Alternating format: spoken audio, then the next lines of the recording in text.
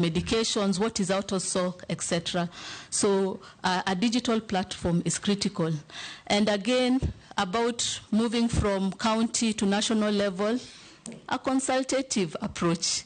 We need to be strategic, yeah? It's not one man making decision or one woman in this case.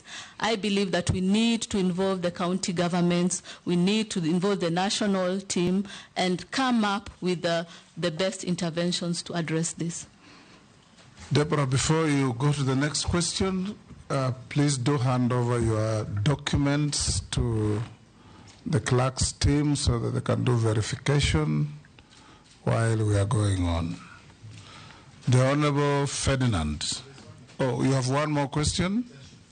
The retention of dead bodies and recovered patients until money is paid to various hospitals. What will you do? That's what the Honourable Member has asked. Yes. So strategically thinking, we need to consult and see